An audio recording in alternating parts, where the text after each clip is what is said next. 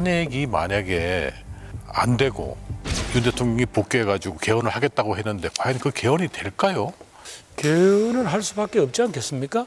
그동안은 조금 개헌에 부정적인 국민 여론도 이번에 봤더니 지금 21세기 한복판에 대통령이 개헌을 선포하고 군대를 동원하고 이런 걸 보셨단 말이죠. 그게 무슨 뭐 남북에서 벌어진 어떤 뭐 전쟁 상황 이런 것도 아닌데, 그래서 저는 이번에 개헌은 반드시 해야 된다고 봅니다. 역대 모든 대통령 후보가 다 약속을 하셨어요. 개헌하겠다고.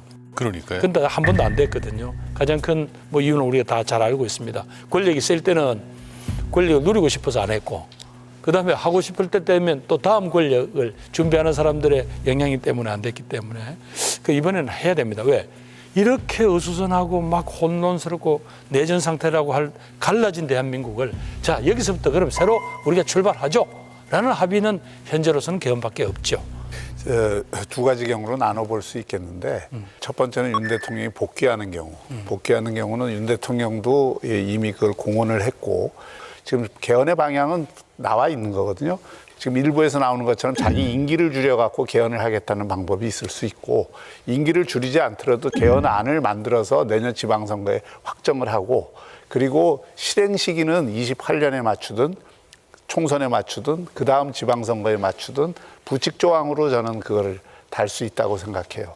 다만 그거는 이제 대통령 후보로 나서는 사람들과 정당, 그 정당의 의지에 달려 있다고 생각을 합니다. 지금 이재명 대표는 명확하게 개헌에 대한 말을 안 하시고 계시죠? 뭐 그렇지만 지난번에 당신이 후보 시절에 한 이야기가 있고, 또 어차피 또 개헌에 관한 어떤 국민적인 여러 가지 여망이 있다는 걸 알기 때문에 뭐 적절한 때 특히 아마 이제 대통령에 대한 탄핵이 인용이 되면 뭐 아마 그때는 입장을 밝히지 않겠나 그렇게 생각합니다.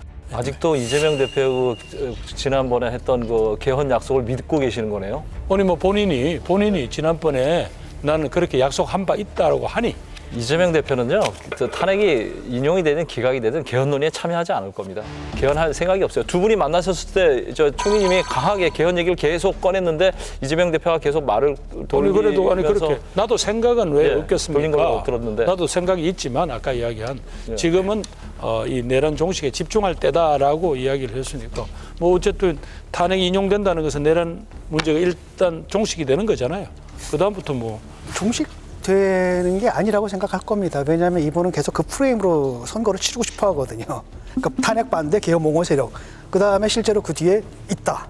윤 대통령이 있다. 이런 프레임으로 갖고 싶은데 문제는 뭐냐면 이제 개헌 프로그램을 개헌으로 나오게 되면 미래 얘기가 되거든요. 그럼 자기가 선거를 치르는데 굉장히 그 부담스러워지는 겁니다. 왜냐하면은 사태를 이렇게 만드는데 윤 대통령의 책임이 가장 크지만 또한 자기들의 책임도 있거든요. 근데 윤 대통령은 이미 책임을 졌고라고 한다면 그 책임론이 남은 건 자기한테 오니까 상당히 선거를 치를 때 곤란할 거예요. 그래서 사실은 탄핵이 인용된 이후에도 저는 개헌 얘기는 되도록 안 하려고 할 겁니다.